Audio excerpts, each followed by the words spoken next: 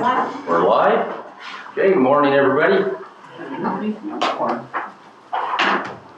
So we'll call the meeting to order, and we respectfully acknowledge that we live and work in Mi'kmaq as the steward of the ancestral territory of the Mi'kmaq people. We are all treaty people. Any additions to the agenda? I do not have any changes. Yes, Tina? Yeah, I just have to add growth strategy. Okay.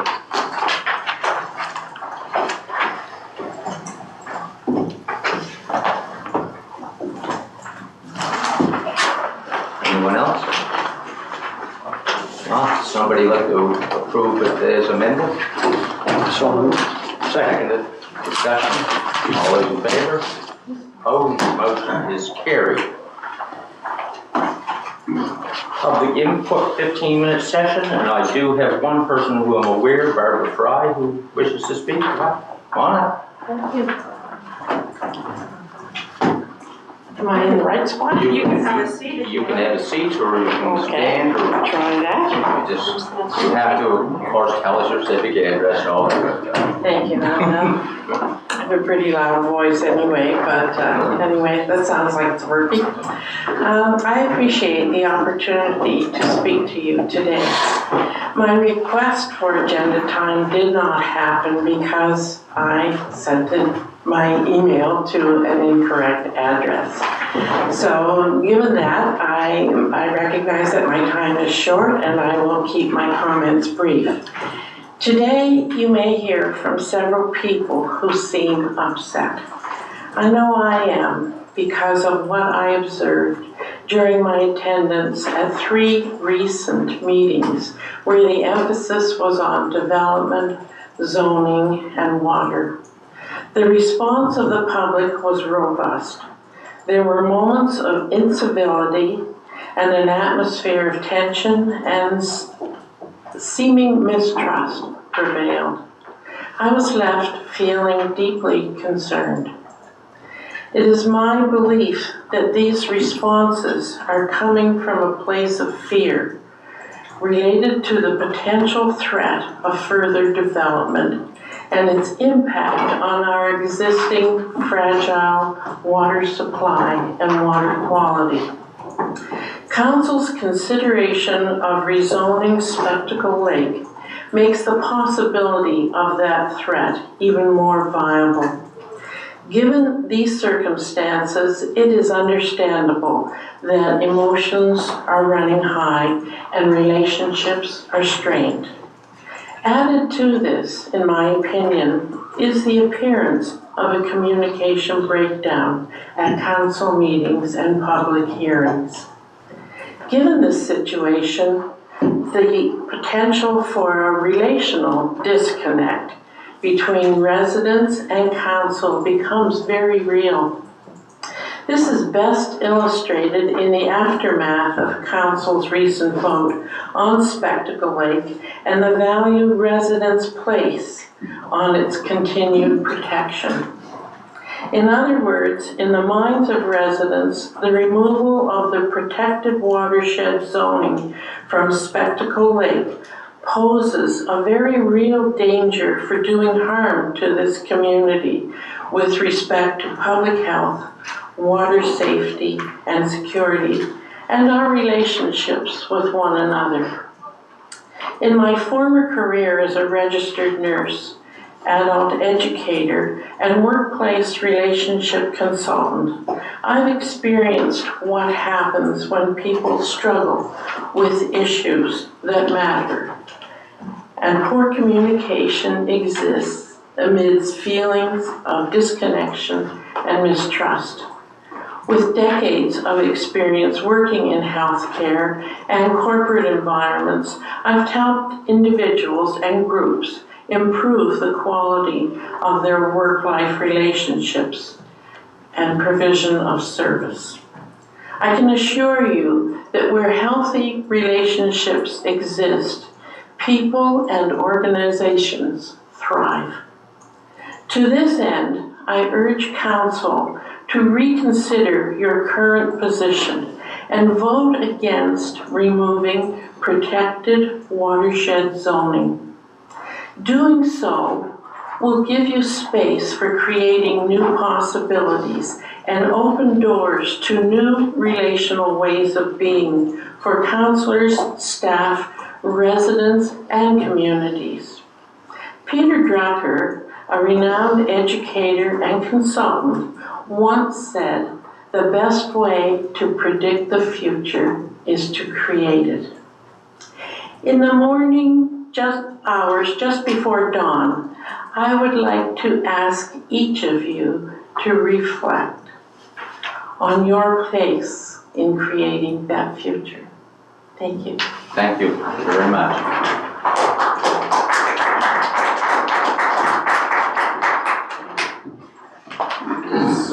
I know we have appointments for. I would like to. Okay, yeah.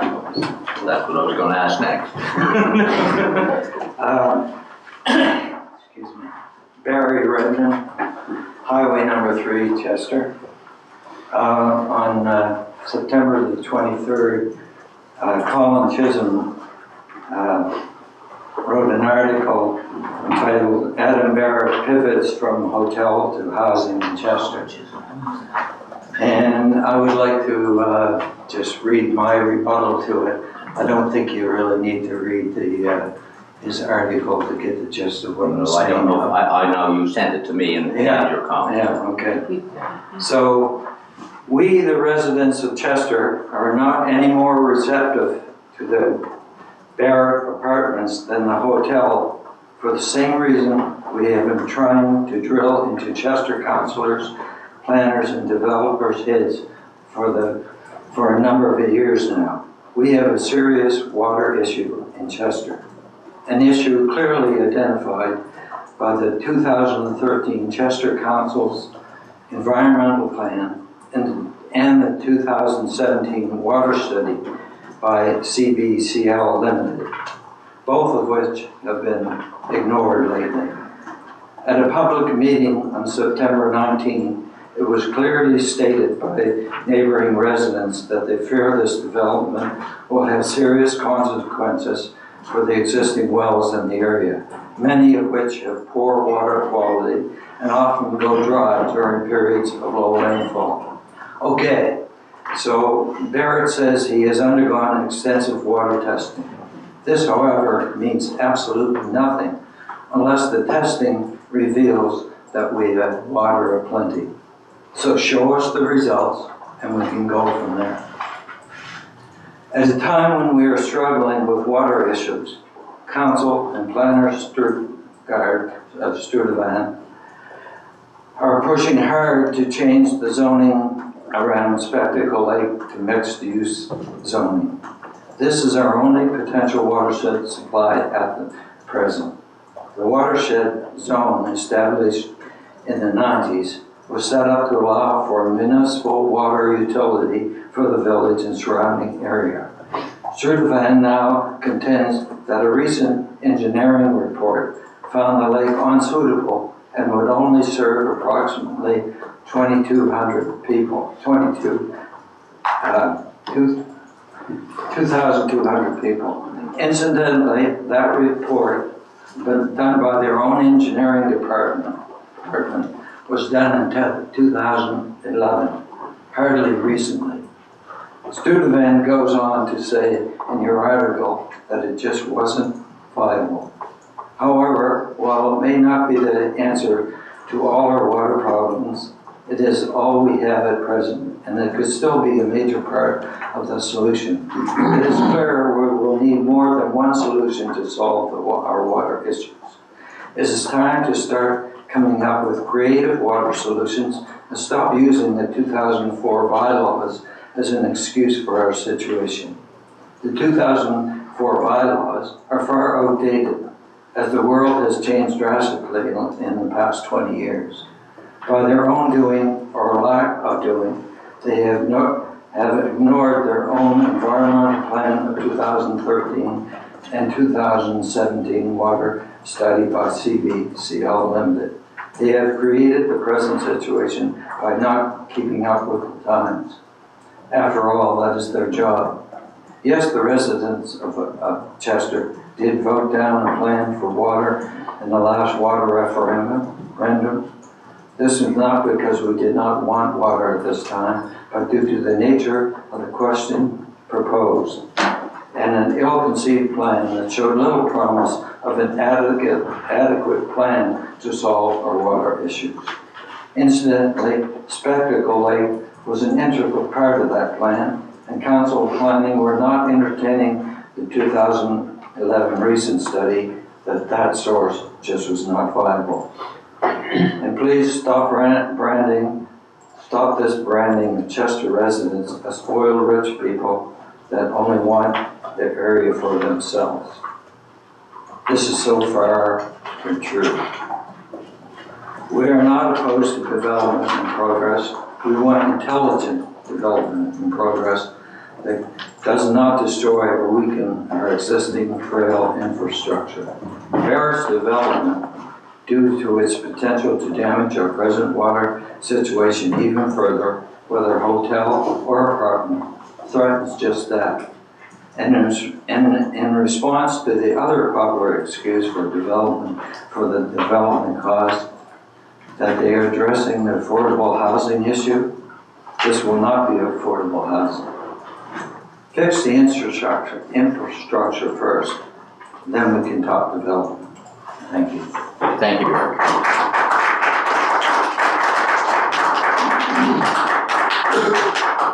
Anyone else who does not have an appointment wish to speak? I just want to ask something. Is it possible to have the council and people at the table looking at the person that's speaking rather than their laptops if they're not recording minutes for the meeting? It takes a lot to come out and speak and do your presentation, and I just find it seems like some people may not be paying attention because they're engaging with their device. I don't know. I mean, I was certainly listening to every word you said. Okay, just a suggestion. Yeah. Well, I would hope that people are paying attention to what's being said. Right. Just going to answer it. I'm perfectly fine multitasking at times, but what I'm doing is actually making notes. Okay, well those will be in the minutes, right? That are Most are in the minutes. recorded by Thank you. the person who takes the minutes. Okay, thank you. Okay, minutes of the previous meeting, cancel September the 12th. Errors or omissions, people? Just going along the recorded motion, there's only 6 people recorded on the street. It shows. Where is it? There was a recorded motion, there's only 6 names recorded for, What page? it's motion 224, 422. I think Councilor Venus, though it's not recorded, it should be there. What page is that on? I just know it's motion 2024, 422. 422. I didn't see it.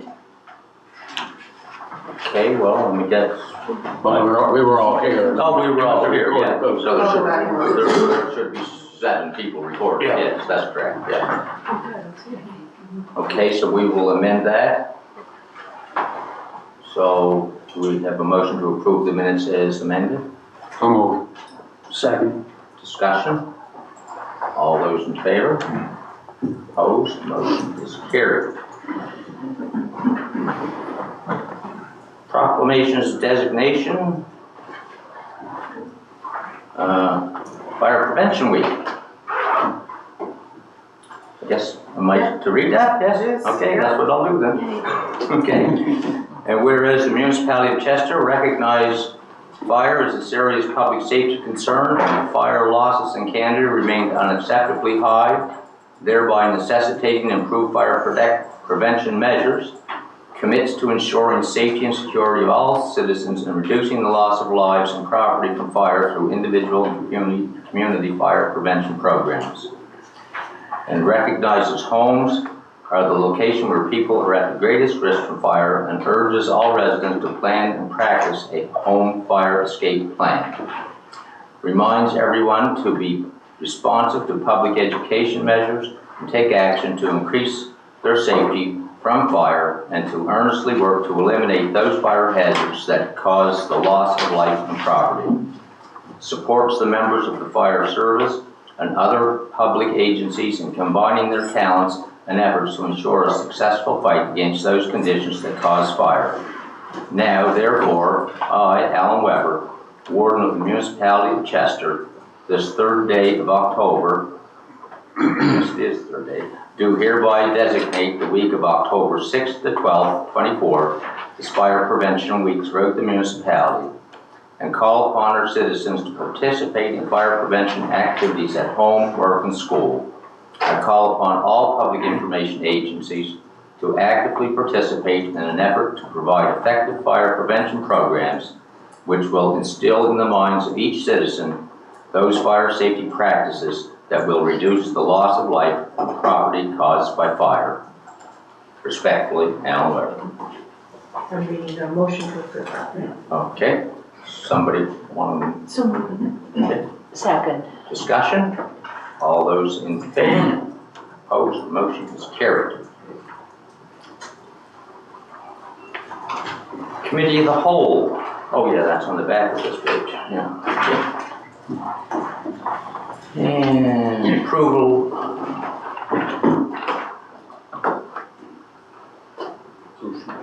Motion to approve the recommendations. So moved. Seconder. Second. Discussion. All those in favor? Opposed? The motion is carried. Public engagement. Dave Broski.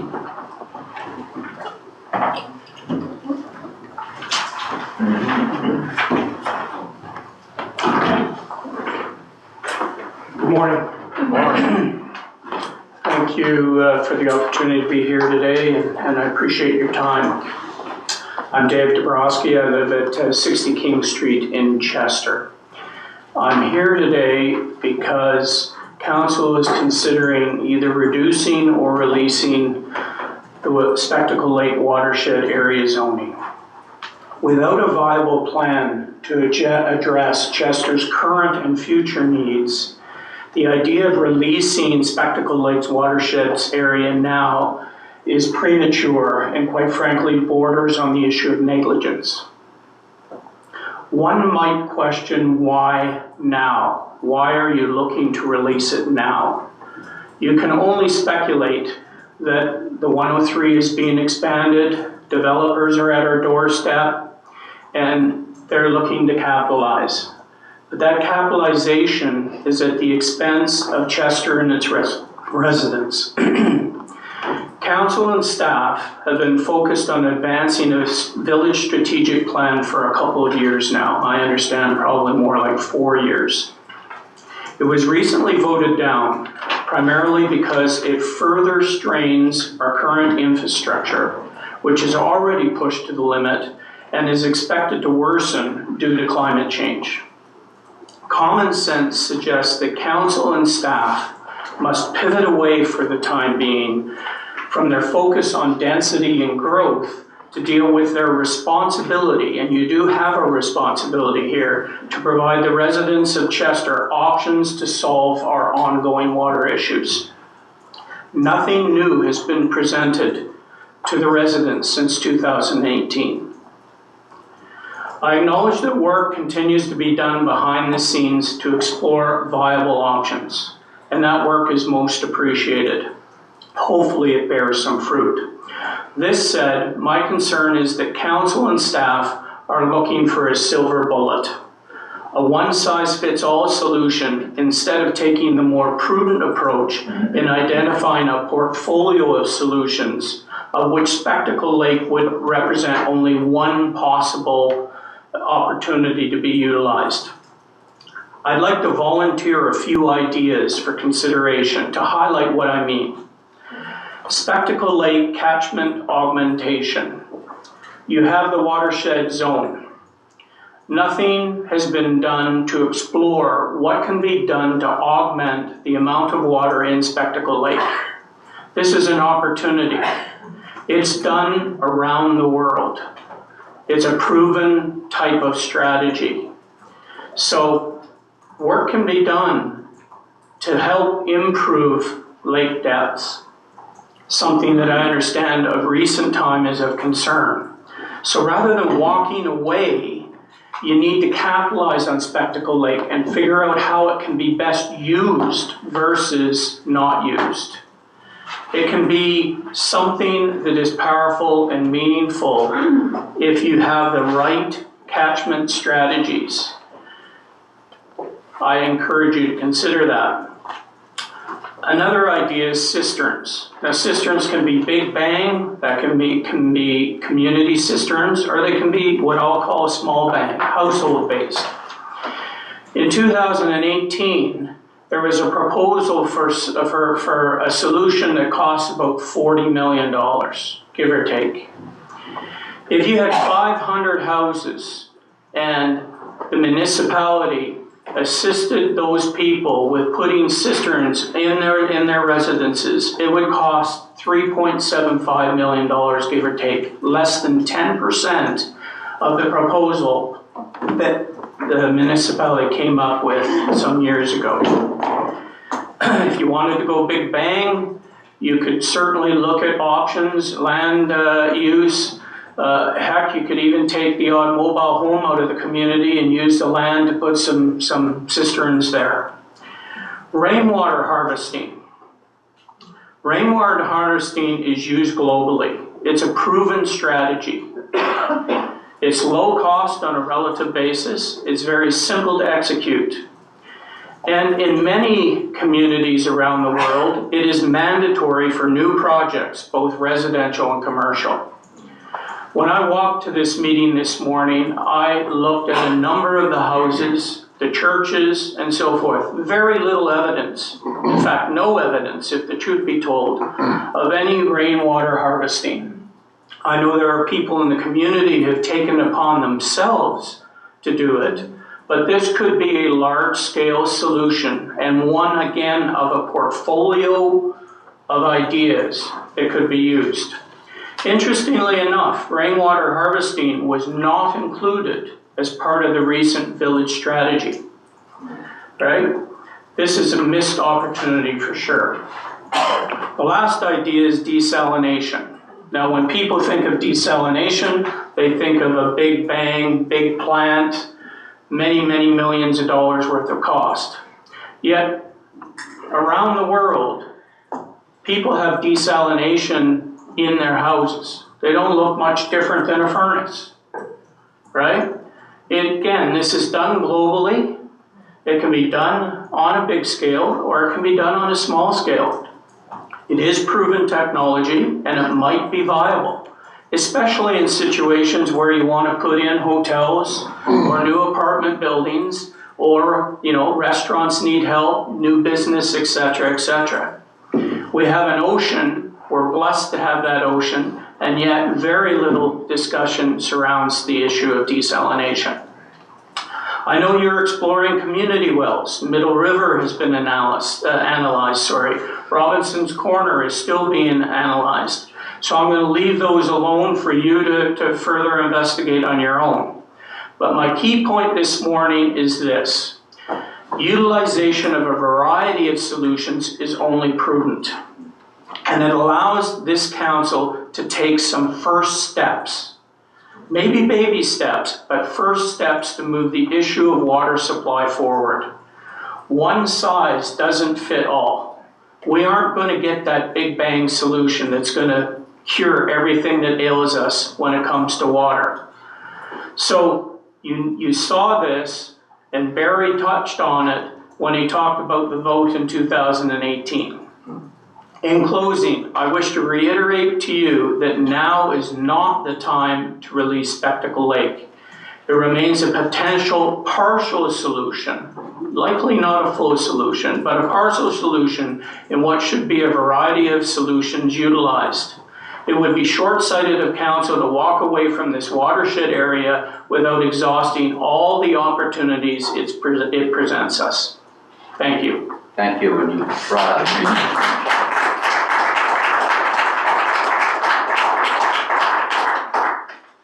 Dave, do you entertain a question? Sure. Is it appropriate, Mr. Warden? Yes, it is, yeah. Appreciate your presentation, thank you. Yeah. What kind of uses would you envisage in a watershed area? Well, you know, I used to have, I'm gonna use an example, okay? Sure. I used to have a house in Arizona. Arizona is what most would say is desert land. So they have to work extensively in developing systems to move water around. From the areas that are blessed to have water to the areas that don't have any water, whether that's a canal system, whether it's landscaping lands to move water to particular areas. Those are the types of things that can be done.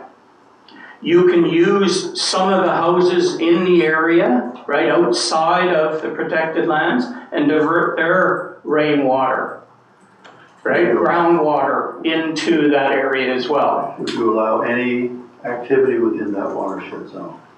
What do you mean, activity building? Yeah. I looked at the watershed zone, and I will acknowledge to you, Derek, that it is a large watershed zone. In the short term, my answer would be no, I wouldn't, until we solve the larger So problem. how would you compensate the residents that own that property for that de facto expropriation? Well, I guess that's for this council to determine what the most prudent answer to that question would be. When certainly that watershed area, as I understand it, council has been moving to accumulate land and plan to use those you know, that area since 2011, and continues up until about 5 years ago to accumulate. So you must have had a strategy there, Derek, as to how you might deal with the residents that are in the area. I wasn't here at that point. Okay, fair enough, but council, But we bought what became available. right, Yes. fair enough. No, Fair enough. So, you know, I think that the point that's being raised is there's a cost and an opportunity cost, and I think everybody in this room recognizes that there's always going to be an opportunity cost. If we don't solve the issue of water with a variety of ideas, with getting creative as citizens and as members of the council, eventually we aren't going to be in a position where Chester will exist.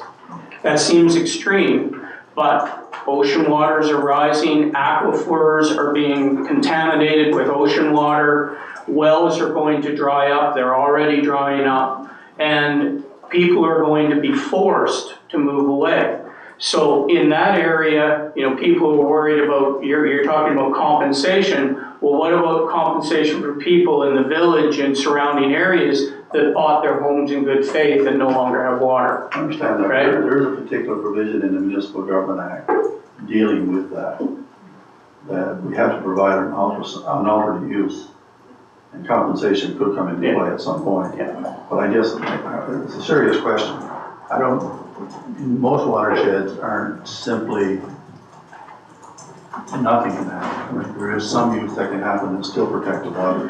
And the question is, how much activity do we allow? I'm not in a position to say how much I'll activity. respond slightly. I don't know either, but I do know that I want staff to take a look at what level of activity is allowed in other water course areas around lakes, so that I at least understand. And I would encourage you to do that with one idea in mind. If you allow growth for whatever reason, how do you capitalize on that growth to augment everything that Spectacle Lake can be, versus looking at it from a net subtraction perspective, right? Yeah. They will use those additional houses, will need water themselves and will use it, just like the village of Chester needs water. Yeah. So there's a balance there, I'm sure, that can be found. My point really is it's premature and would be really foolhardy to release the watershed area, because I don't think enough work has been done. And I don't think we have an understanding whether we have other options at this point. Hopefully there will be, yes. This isn't the time to enter into any kind of debate, but you know, I actually enjoyed your presentation, and I know a little bit about water treatment. What if I were to tell you that in Lunenburg County, there are actually 4 watershed areas. One that we have, is the one in question that is protected but not in use in Chester. And there are 3 others, one for the town of Mahone Bay, one for the town of Lunenburg, and one for the town of Bridgewater. What if I told, let me ask you, what do you think that they have for protections and zoning around those lakes? That'd be that. That's what I want to know. I can tell you. None. 0. You can build right up to the water's edge and back. Let me ask you this. Does Mahone Bay and Lunenburg have town water? Yes, and it comes from these watersheds, that's what I'm trying to say.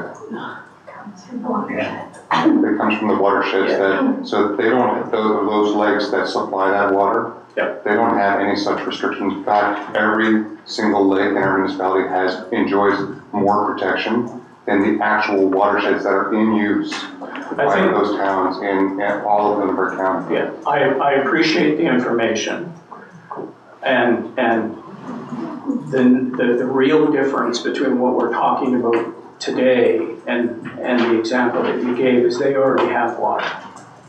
How they got there is really what we're talking about. How do we get to where they are, where we have a reliable, safe source of water for Chester and surrounding areas? Yes, I guess we are talking. I think we are talking about the same thing, because part of this whole discussion of watersheds is what's appropriate to control.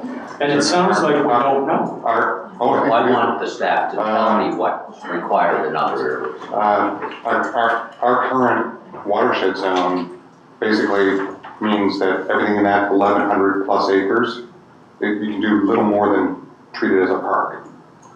And I guess what I'm suggesting is that other actual watersheds that are in use, actually serving people and providing water, have no such protections, in fact.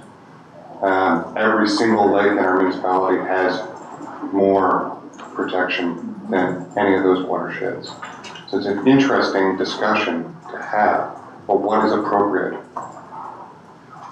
And I want staff to tell me. Yeah, and I'm here really to provoke thought. So if you have that discussion, and that discussion includes the residents of Chester, I think that this presentation has been worthwhile. Yeah, there are 2, just for further, and I won't belabor this, I love this conversation because I love sewage and I love water.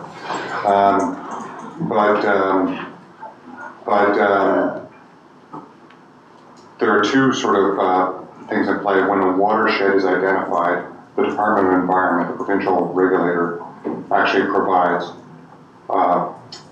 regulation about what activities can take place on that watershed. So, like motorized boats and things like that, those are prohibited from watershed areas. Separate from that is municipal zoning. And that's the thing that we're actually talking about, what's appropriate. Yeah, one final point, and then I'll get out of here.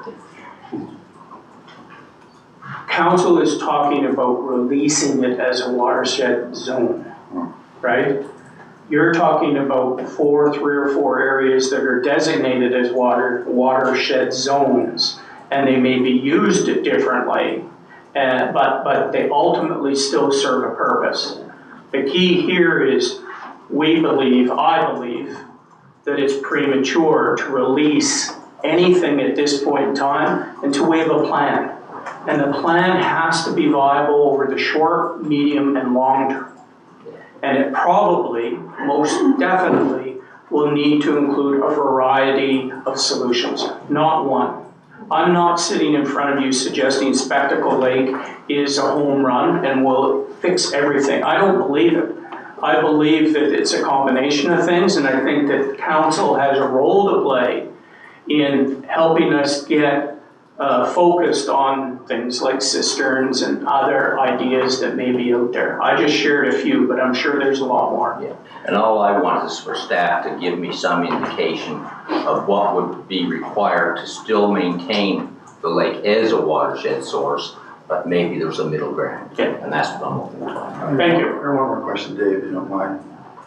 Under desalinization, which seems to be a no-brainer if it's viable, and you said it might be viable, any sense if it really is in this small an area, a viable solution? So if you're asking my opinion. I know you're not an expert, I'm not either. Yeah, I just- if you're asking my opinion, I do not believe a big bang solution is viable. What I do believe is that if you look in places like Europe, where houses have, on an as-needed basis, their own desalination, I mean, hell, excuse my language, shouldn't say that, boats use it, right? So there are solutions that are available. Again, they may be expensive. I recently put 2 cisterns in my property at King Street. I know it's not cheap. That's why I would suggest that, we look at these things and we look at how we might help the community use them to our advantage. But to answer your question, I'm not envisioning a big plant and, sucking all the ocean water up and big pipes going to a gazillion houses. I don't see that, but I am worried that the aquifer is eventually going to be useless to us because of rising ocean levels and contamination. So, I think it merits investigation. An option to look at. Yes. Thanks for your presentation. Thank you.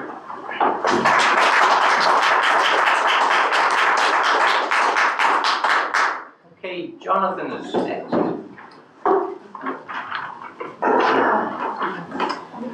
Good morning, Jonathan Legg at 75 King Street, Chester. Thank you for giving me the opportunity to speak regarding Spectacle Lake. I promise this will be short and sweet, unlike my usual diatribes. I am confused by the council's decision making regarding the lake and lifting its protection, replacing it with multi-use zoning. It seems that the main thing between the council's thirst to develop Chester and quenching that thirst is indeed water. While I understand that Spectacle Lake is not the answer to all of our water issues, it appears to be one of the only resources we have, even with its limited potential of servicing only about 2,000 people. Chester population, like proper, in the 2021 census was 1,371. Obviously, this does not account for seasonal swell, but this is the general population. I understand that the cost of developing this resource appears to be too high for the value, but I caution you that with the probability of more and more drought periods, this year's precipitation has been abysmal, by the way, and I think the dry well registry is at an all-time high.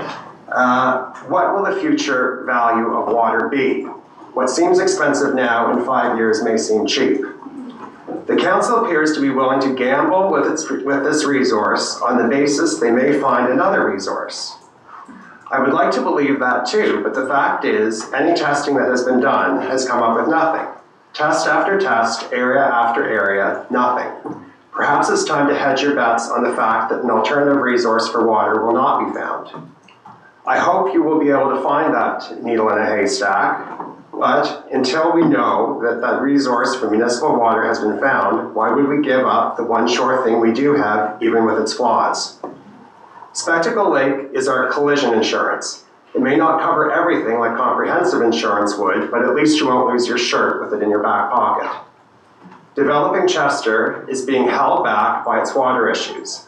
Hundreds and hundreds of residents have come to meeting after meeting, year after year, for decades, all telling you the same thing. Until there is water, we do not want an onslaught of development that will deplete our most precious and precarious resource, water.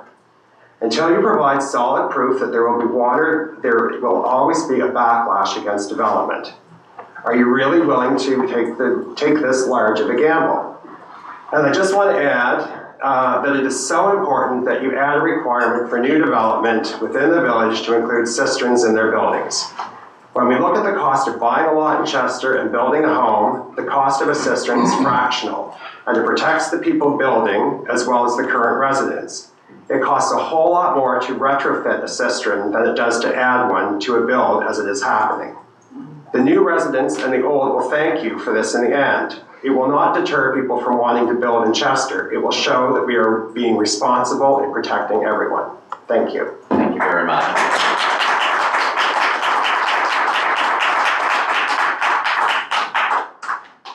Okay, Shannon.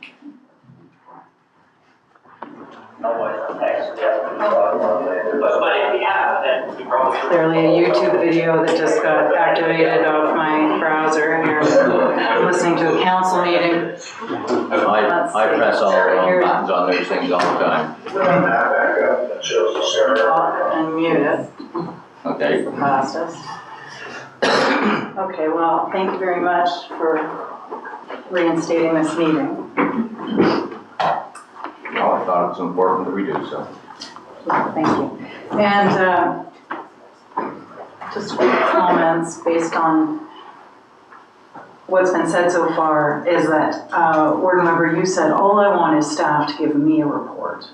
And you're talking about what uses in watersheds exist in other jurisdictions, right? But I think that I would request on behalf of the residents of Chester that what we want is for staff to give us reports. And I don't mean that you I don't mean that you misspoke, but just as a general philosophy, I think that what we're seeing from staff is not enough to address the seriousness of the concerns here. And I think there should be money dedicated to an arm's length specialist to look at this. It's been a long time. It's many years since 2018. There's a lot of debate here. There's a lot of concern. And I don't think staff, we already know that staff resources are tapped out, and I think that we should be asking for research for the whole community that is really expert. I was just suggesting that I wanted to know what the restrictions around other water courses that are being used are, so that I would understand. And I think that it's important to distinguish between water courses and watersheds. They're two different things. Well, watershed's what I meant. Right, okay, so I'm glad to clarify that as well, so that staff's clear on what we're asking. I also want to comment just to say that, Mr. Wells are very concerned about the rights of property owners outside of this district. And I don't think that's the appropriate focus. You are still the representative for this district. I also represent the whole municipality. Okay, so basically, what I've done is I've put together a bunch of documents, and it's kind of a compendium of evidence. And I guess it's the kind of documentation I would have liked to have seen at a public information meeting about this issue, had I known about the August 15th meeting and had I attended it. And it's there as a matter of public record for council to look at if you choose to take a look at my excerpts. But especially for the public to look at, to have a chance to wander through some of the evidence that is really the foundation, should be the foundation for this decision on Spectacle Lake. In a previous meeting, we talked about the email from Matthew Blair, which is dated May 21st, 2024. We looked at that. It's about 160 words long. It's a bunch of bullet points, but it is what staff relied on to recommend to council that the watershed protection zone be removed. The basis for that email is the 2011 report. It's this one that's up on the screen right now, this 2011 hydrological assessment. I would request that staff make that report more accessible to the public. It's password protected in some way. It's not possible actually to copy and paste from it, to work with it. I had to do screen grabs to grab these selections. So it's a bit of a sort of access to information issue, so that would be one request I make. I'm actually going to start though with the package that's contained in the initial agenda package. If I could ask you please, Ms. Lennox, I know you're in charge of the controls, so if we could please go to page 31 of the total package. And I guess what I'm hoping to do is sort of create a bridge between some of the assertions that have been made about viability and expense and quantity and quality of water, and just build a bridge to the actual documents so that we're clear. So page 31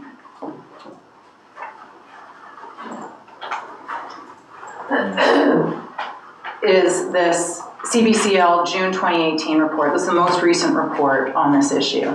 At page 37, the report goes through, starts to go through the different options. It starts with option 1, at page 37. This is page 37. Oh, is that page 37 of the whole PDF?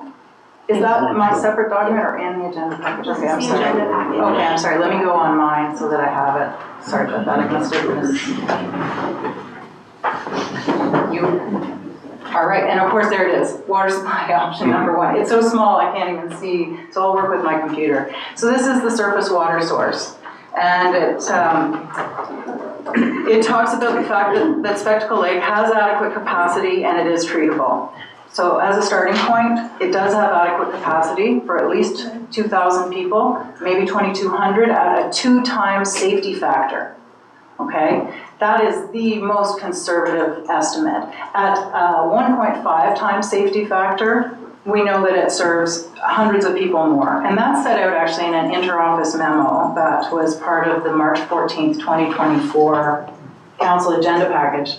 I have copies of it for councillors if they want to look at it. I'm happy to leave them with you. But basically, you probably should be familiar with this already because it was part of the March 14th package. And in it, Mr. Wynot talks about the fact that with a factor of safety of 1.5, it could service a population of up to 2,500 people. Now, in the report itself, there's a range. It could go up as high as about 3,800 people in the best case scenario. Okay, so this is a bit of a moving target about actually how many people could manage on the known quantity of Spectacle Lake. All of these numbers also work with an estimate of 450 liters per day of usage. Now, that was then, and this is now, and actually average usage is more like 350 liters a day. So these numbers are actually out of date in terms of, we've got water saving devices, even you just think about how your toilet has changed since 2011, we're talking about a lot less consumption there. So the viability of Spectacle Lake, insofar as it relates to how many people could get their daily water from it, is it's not clear that it's too few people, even for targeted growth for Chester. Though it's not totally clear to us, or to me for sure, what is our target for growth in Chester. We don't have a number. This report also from Mr. Wynot, the same report, he talks about a number. He introduces a number of 2,400 people in the section on general observance, and he ties that to the proposed wastewater treatment plant upgrade. So I'm not sure if we're working backwards from sewage to water. I don't understand really how that works, and council would be more familiar with it, and it would be very helpful for us to understand why Mr. Wynot was calculating backwards from the wastewater treatment plant to figure out if Spectacle Lake would be, you've got a look of confusion on your face. I'm confused, I don't understand it. And so I'm gonna just put that to staff to maybe help us out. In any case, 2,400 is a number of people that could be served by Spectacle Lake, depending on flows and safety factors. Okay, so other people have talked a lot about maybe it's not the only solution. Maybe it's not, but I'm not yet going to rule out that it might be, actually. Particularly when you think about the fact that many people in the village might prefer to continue to draw from their own wells than than tie into the system. So we really don't know what the demand would be on that. Okay, so that's surface, that's supply, that's option number 1 is surface water. And then if we go to the next page, it talks about option number 2, which is groundwater. And this report, the 2018 report, talks about Middle River as a potential source, and they identified it as a potential source based on geology, well logs, a whole lot of work. This was a major undertaking and a very detailed study. And when they looked at the area surrounding Chester, they said, Middle River looks good. Okay, there's a superficial aquifer there, and actually somewhere, it's not included in my package, but somewhere in this, I'm pretty sure in this study, there's a map that says test wells, like suggested test well locations. And the ones that relate to Middle River and Marriott's Cove are right around this superficial aquifer. It's a great big area, looks very promising. But what do we know already, unfortunately, about Middle River? Didn't work. Exactly. And what do we know already about Marriott's Cove? didn't work. I believe that there were test wells done there. I can't find a clear path, but in any case, there Didn't was. finish that yet. No, You haven't that's finished at still in Marriott's. progress, yeah. So have there been wells drilled at Marriott's Cove? They're in the process of identifying the locations. I don't believe they've drilled any yet. I Okay. could be wrong, but Okay. the last I had checked, they were in the process of identifying potential locations for drill. Okay. That haven't been. And will Mr. Vino's company be getting the contract? Does he, I know that his Able Engineering got the contract for the wells that were drilled at Marriott's Cove. Is he also going to be I think given the they contract? are involved in this one as well. And Marriott's Cove as well? Okay, well, I would love to request something from your office explaining how you deal with conflict of interest in that case when you're assigning contracts I to a can explain counselor. it now. I'd rather not waste my time on it. I'd rather a written document from you setting it out. I'd like to hear it. I'd love to hear it. Well, then I'll pause and I'll expect to get all the time I You need. finish your presentation and then I will ask. Thank you very much, because I have additional conflict of interest submissions to make relating to Mr. Vino as well, so maybe a comprehensive response would be best at the end. So, okay, so Marriott's Cove, we don't know, but when we look at the documentation that's in front of council justifying letting go of the protection at Spectacle Lake, it's based on promise related to Robinson's Corner, okay? That's actually what, when I spoke to Matthew Blair on the phone, that's what he said to me, is that there's a lot of optimism around Robinson's Corner. Now, that's based on something from 1982, which is based on well logs from that time, as compared to a study from 2018, which is based on well logs and geological study. Okay? It doesn't seem like a very promising piece of evidence to me. Now, I know there's anecdotal evidence of a couple of wells at Haddon Hills. Mr. Wynot mentioned those as well. But I don't think that, everybody has said already, like, don't gamble, please, on something that's unproven. And I think that it's important to recognize that Robinson's Corner was definitely not designated in the 2018 report. Okay, so that's option 2, groundwater. And then option 3 is the status quo. Leave it as is, but put money into the wells as they exist. So then at page 39, there's a life cycle cost evaluation, which factors in government funding. And you can see there, the total cost over a life cycle, which is 25 years, if I didn't say that already, is for a surface water supply, it would be 43 and a bit million. And for groundwater supply, it will be 42 and a bit million. So actually, if we look at the cost of the systems, there's this misconception, I think, about cost of a whole system, depending on whether it's drawn from surface water or from groundwater. I think that what we run into, just at page 40, that study quotes, it states, all options are relatively close in cost. And really, it's just up to the municipality to decide on what is the preferred source, okay? Now, at page 44, we're into the appendix that's attached to this study. And it talks about operating and maintenance costs. And I think that this is what we're talking about when we talk about this surface water being too expensive, is the operating and maintenance cost. Because you can see, I think there is something that has them. Let me go to mine.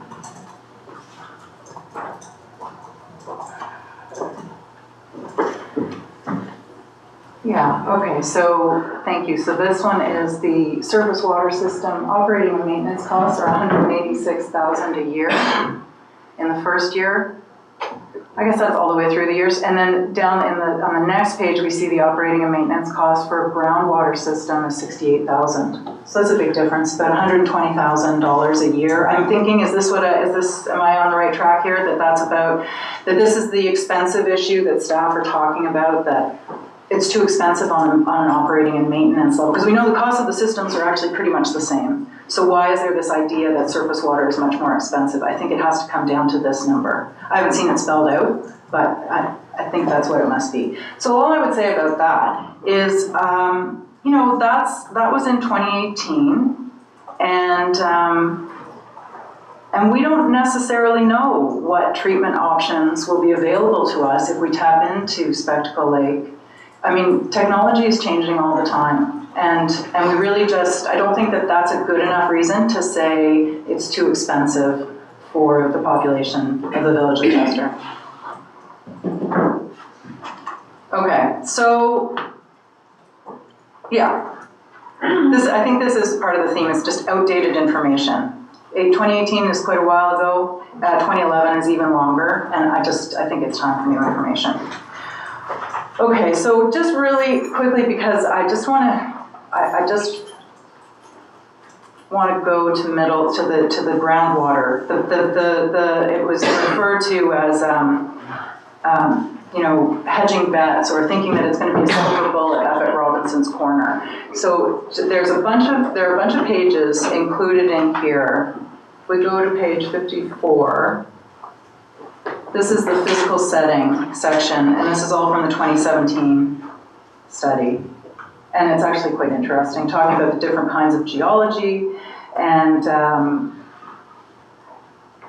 also describes what's in the village, which is compact till in the village, which is not suitable, obviously, for an aquifer. And then as we scroll down, there's some various colorful maps, and we get to page 57. And this is an interesting map because it sort of shows you what the geology is in the area. And I'm going to come back to Robinson's Corner here because these big purple patches are compact patches. And you can see that they're all through, if you scroll down slightly more, you can see all through the village and the peninsula and Nausus Point and up and all the way up to the 3. And then that topmost patch, that big purple patch, that's in Robinson's Corner. Okay, so that's why I'm not optimistic about what's going to come out of test wells in Robinson's Corner. Okay.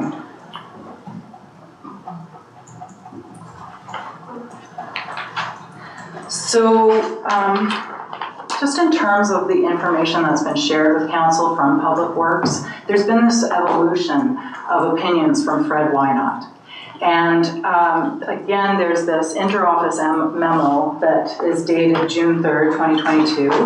And in it, he recognizes the viability of Spectacle Lake.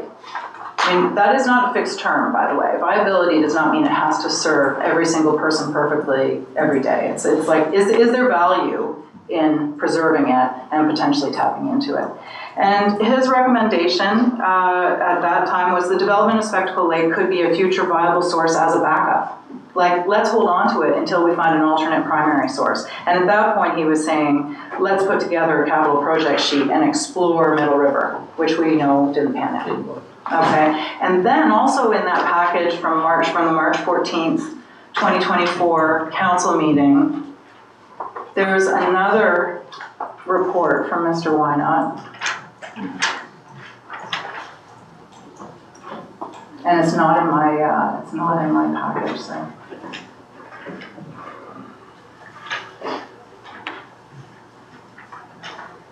It's, his input is dated June 13th, 2023, and it was authorized by Chair McGuire on March 8th, 2024, and came before council. It's a request for direction, and it's at page 63 of the March 12th, 2024. I don't expect you to go there, Ms. Lennox. I just am mentioning it for anybody who wants to take note of it. And in that one, he mentions that new study from 1982 and talks about exploration of groundwater supply not having been successful, even to the point of not drilling a third well. And in the discussion, he still talks about Spectacle Lake may be a future backup supplemental water supply if another is located in the area. Okay, he's still talking about it having value as a backup. And then we fast forward to May, and we get a recommendation from Public Works that it's not viable and ditch it, open it up to development. And to me, there's a huge jump there, and I have asked, included in this package, is the email that I have sent to Public Works asking for an explanation for why now. Now, why is Mr. Wynot recommending to Mr. Blair, who is recommending to staff, who is recommending to council, who is deciding on the basis of this decision that now it's not worth protecting. It's an interesting evolution, and it's hard for us to understand. So speaking of recommendations to council from staff, there was the Planning Matters report, which was presented by Mr. Sturdivant on September 12th. And in that report, he told council, recent information from Public Works indicates it's unlikely to ever be a suitable water source. Reflecting current scientific information and the realistic conditions and capacity required for a municipal water system, staff believe that the amendments to the municipal bylaws are the right path. Get rid of the protected watershed zone. And council's undertaking this change in zoning with a clear understanding that Spectacle Lake is not, nor will ever be, a suitable source for municipal water supply. Council is considering rezoning lands due to the confirmation that Spectacle Lake is not a realistic source of municipal water.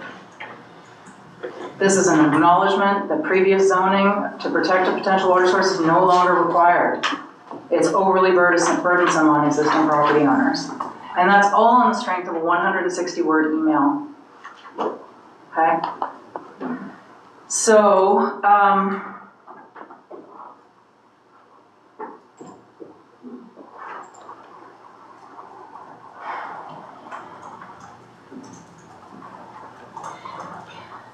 in terms of what's there at Spectacle Lake, what's on offer there, it's a pretty good resource, actually. It's got a lot of potential if it's protected.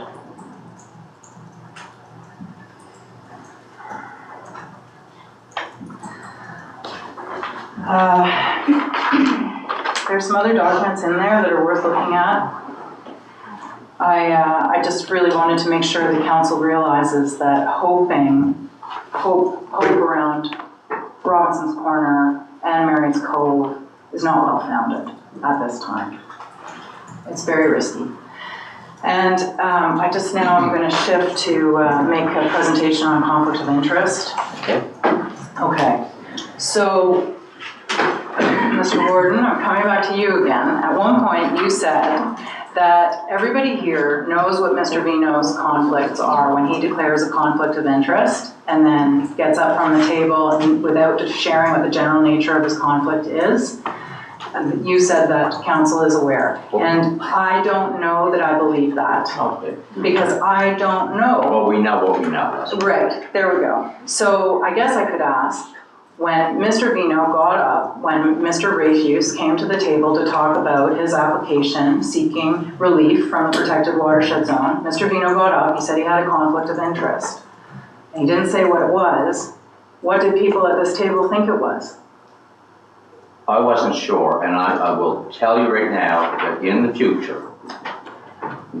It's okay. No. We don't have to talk about future No. best practices. I know that you're going to do things differently, but my understanding is that in fact maybe you were overstating it when you said everybody knew what his conflict was, but in fact nobody knows what conflict he has with respect to Spectacle Lake.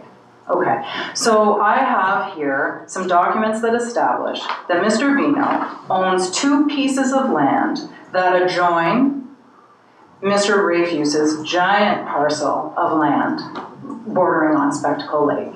And I can attest to the fact that one of these parcels, which is on Chester Downs Road, is currently being used as an access road for Mr. Rafuse's property bordering on Spectacle Lake.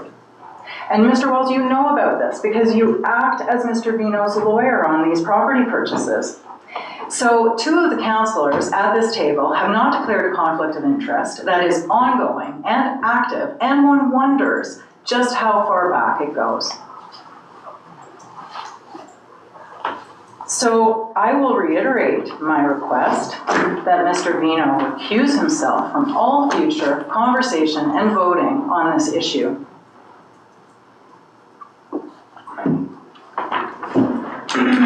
If there aren't any questions, I guess those are my submissions. Yeah, and I can only say I can't make anybody do that. Well, I'm sorry, but I do believe that council can say that they are well, I leave it, I'm getting heads shaken at me. You know, I have to depend on my legal advice. so basically what you're saying is that there's a counselor here who is acting as though he is above the law, and he has been the one who has, you know, I'm just to make this point super clear, I would like to go to the main package of documents at the start. Let's go to the conflict of interest section. And I just want to review, I'll find a page here, page 28. And here at page 28, we have a discussion around removing protection from Spectacle Lake. And Mr. Vino is the only counselor who speaks on this issue. He speaks twice. And he says, he indicates that he'd like to see a recommendation. He's not declared any conflict in March 2024. Okay? Neither has Mr. Wells, who is aware that Mr. Vino owns this land because he did the conveyancing for him. So Councillor Vino indicated that he would like to see a recommendation to take action and get rid of the intent to use Spectacle Lake as a water source. There is land there, there's land that is tied up, and there are people who own property and would like to build, but can't put a road in. Why are we protecting the land? And then he says, in the 1980s, it was thought that Spectacle Lake might be a good water supply, but it is not. He doesn't understand why the municipality has zoned off such a large amount of land. And I think we all remember, because it happened quite recently, that when the Municipal Planning Advisory Committee came in with a recommendation to impose a lakeside zone around Spectacle Lake, because they recognized that even if it wasn't a viable source to serve all the needs of the village of Chester, it was still a beautiful piece of nature. It was a lake that was pristine and was worthy of preservation. And what did we hear from Mr. Vino that day? Why? Why would they do that? It's just everything that he has said on Spectacle Lake, and I think this council has to go back several years to remember it all, is suspect, because he has put himself in a position to benefit personally, financially, throughout, and he's been pushing this agenda throughout. So, thank you very much. Thank you.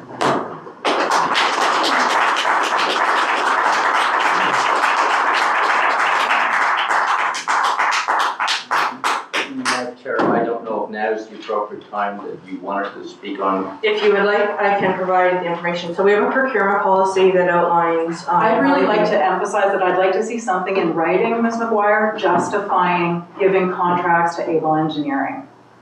Council like that. Would you like something in writing? Well, if it's policy and meets our requirements, I think it should be public to people who want it. Are the minutes appropriate? Yeah, the minutes are captured. Or would you like a report? I can give a verbal report right now. No, okay. Write it up. Write it? She wants a written explanation, so I just think it's important to put something in writing. It from a public perspective, it's beyond questionable. It just looks like, unless there's some justification that there's nobody else within a decent radius who can do the same kind of work, why is it going to a councillor? we will provide you with a written report. Thank you. Thank you. I'll just say one thing. I do not wish to enter into debate, but there's been a road over this piece of land in question for like 100 years. There was a road over this piece of land to access the lands of Jimmy Rafuse when I was a child. It's been there forever. And this is not, I have no interest in this development. Your time is up. No, I'm sorry. It is. I'm going to hand you some documentation so that you have it. Your presentation time is over. It's now back. Well, Mr. Vino is responding. I said if there aren't any questions. That's right. Well, I feel that I should have an opportunity He was to speaking, respond as not well. you. Ma'am, please leave the table. That's fine. I'll leave the table, but just so it's noted that you're giving him an opportunity to make his presentation without being challenged, and apparently I am the person in the room who knows the most about this, other than Mr. Wells. Here are the property You stop your printouts. drive-by slander. Just stop it. It's not slander. You had your opportunity to make your That's presentation. fine, they're the. Now I'm back into a regular council meeting. I'm sorry, we're back into a regular council meeting. That would be up to council whether or not they wish to allow you to speak because of the time is I up. think we've heard enough. We haven't. We're moving on. Council is not telling me that they want to open up the floor again. Cannot. I don't have the ability to allow you to speak. So okay, I'll ask Mr. Bino if he'll allow me to speak. No. I need council to give me the authority to open up. Mr. Bino was going to explain the history of that lane, and I would suggest that you allow him to explain the history of the lane. I'm going to allow happy to hand out Councillor the Bino paperwork. to speak again, but the public part is over. Certainly, so let's let Mr. Bino provide the history of how he came into the lane. Mr. Bino had the floor before he was interrupted, and I'm going to give the floor back to him. Fabulous. And he might want the paperwork, it would be helpful for everyone to see what he's describing. I know the law. I know the law, it's behind my house. And there's been a road there forever. I used to walk it to go skating when I was a child on Spectacle Lake. I know this lake. I grew up on this lake and I know the road. It's been there forever. Jimmy's improved it. I'm sorry, it's not public. Jimmy's improved it, but that road has been there forever.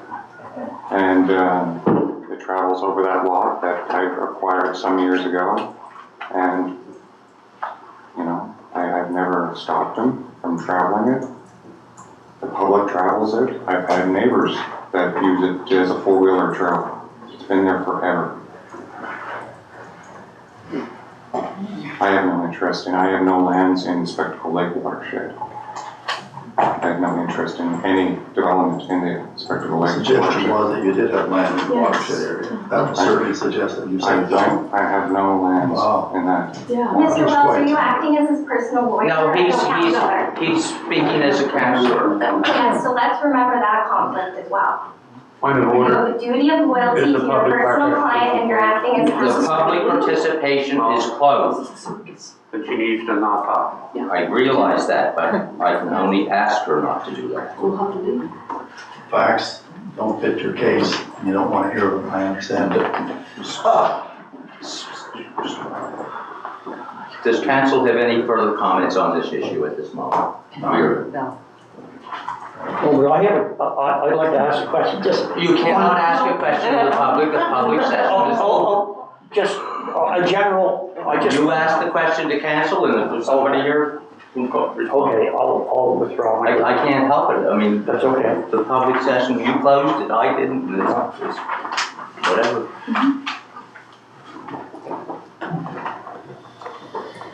Okay, bylaws and policies, there are none that I'm aware of.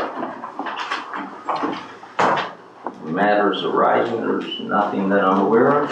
Correspondence, there is no further correspondence that I'm aware of. New business, request for direction prepared September 25th, Community Development and Recreation. No objection, request for more in Chester Harbor.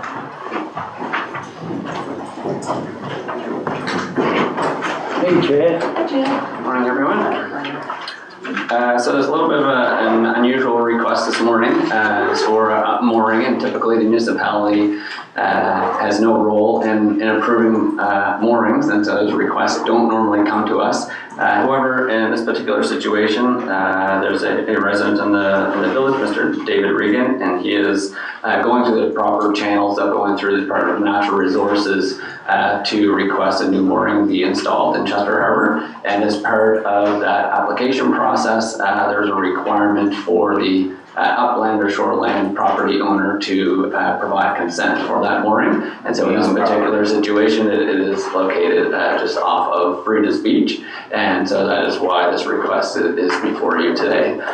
So I provide a little bit of information on the kind of the exact location. There's kind of a map there with the location of the mooring. And so the only one additional piece of information that I did get from Mr.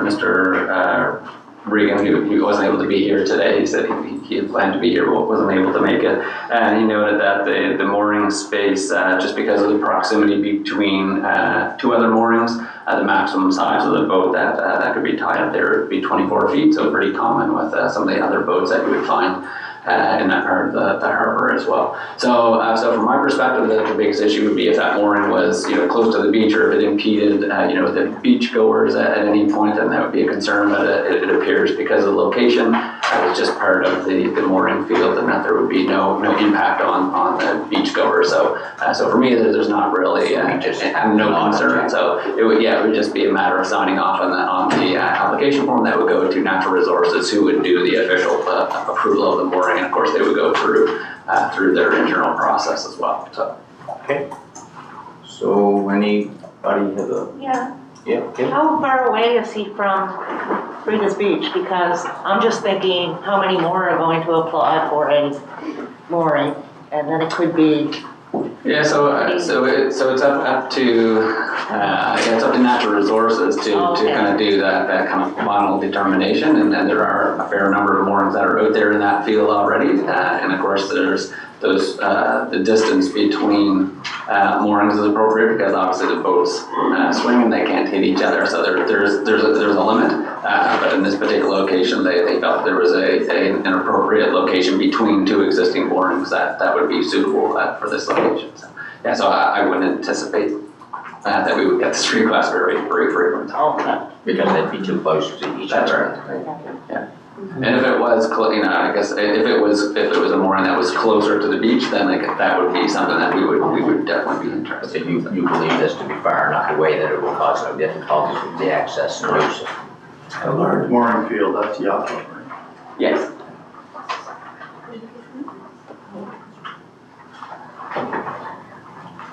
So it's in between two moorings that are in the yacht club?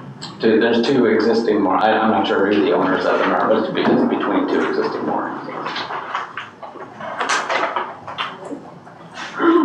So does anybody have any concerns? No. So we would need a motion to Send for the mooring request for Mr. Regan, so moved. seconder. Second that motion. Further discussion? All those in favor? Opposed? Motion is carried.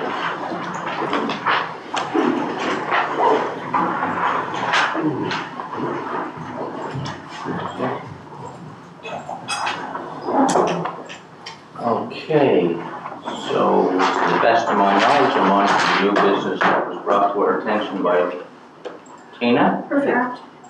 Thank you. Just gonna open up the municipal insight that just came out. So my question around the growth strategy would be, and somebody who's paying attention to the municipal newsletter called me last evening, which is great. So they were well aware of the sessions under session 1 that were held in Chester Basin and New Ross one day, and the next day East Chester and Fox Point. And what they're wondering is, session 2 are held in the same 3 communities, Chester Basin, East Chester, and Fox Point, added Chester, which is great, not New Ross. Again, people paying attention. And third session, the engagement number 3, held in the same 3 communities as the first one, Chester Basin, East Chester, and Fox Point, not New Ross, not Chester. And I'm not sure, and I get it, I'm trying to get my head around the growth node areas and a growth plan exercise. But I'm missing Western Shore and that whole stretch, as well as Blanford. Again, when I read the terminology, it's not necessarily referencing to get growth nodes. It's referencing community engagement, help better understand where growth is likely to happen, housing options for our community, what options should be available to so youth can remain in our communities, local workforce, your participation, and et cetera. So I'm seeing it, and I'm glad that my community is paying attention. Yeah. Because again, we're talking, the reference in the newsletter and the reference to the flyer that we went out is the municipality of Chester. So I don't understand really where those other communities aren't having the public engagement sessions, and I probably missed it when it came to council maybe, and the suggested locations and dates. I might have missed that, but I've been asked to ask the question. Sure. I don't recall if the engagement, the locations came to council. Okay, good. So I think they were chosen based on the nodes that were identified in there. But I don't think it would be an issue, Aaron, if we were to include a couple more for the second and third rounds at all. The only thing, it's gonna be it's gonna be a big expense, because you're gonna have to do direct delivery mail again, right? Because you've missed it in the newsletter, which is unfortunate. So in terms of letting these people know, or letting the residents, letting residents. Timeline-wise, when are the second and third engagement rounds? October 29th and November 26th. Yeah. So we would need to do some sort of direct mail. Yeah. And do that. Are you doing direct mail out in the other communities that are identified? No. I know you did the last time. Yeah, there was some In direct Chester mail. Basin, we didn't even get them until it was over. because of the breakout. I can look into it. We can bring a report to council next week, an update to council next week. Yeah, and you are correct. It was around the growth nodes and the missing middle piece, which is why I was focused on the growth nodes, but we can bring something back. And I understood that enough to have that conversation. But then when I look back on the piece that came out as direct delivery, you know, as long as we're prepared, you know, so we can prepare for growth in an informed and intentional way, But again, and it says around where wastewater, with plans for, it focuses on those areas in our municipality with plans for municipal wastewater infrastructure expansion. Well, that certainly includes New Ross. That includes New Ross. It's next on the list. It is next on the list from Chester Basin, right? Yeah. So, but again, I would not want to take away from those other areas, including my beloved Aspertog and Luke, right? So. And Marsh. I think it would be easiest for us to just ask staff to include the other communities in. I think that would be the easiest thing, save us the most time. Excellent. Do anybody have any problem with that? Meeting in every district. Yes, I mean, it just, yeah. That's fine. Okay, so that's what they're gonna do. Perfect. Okay?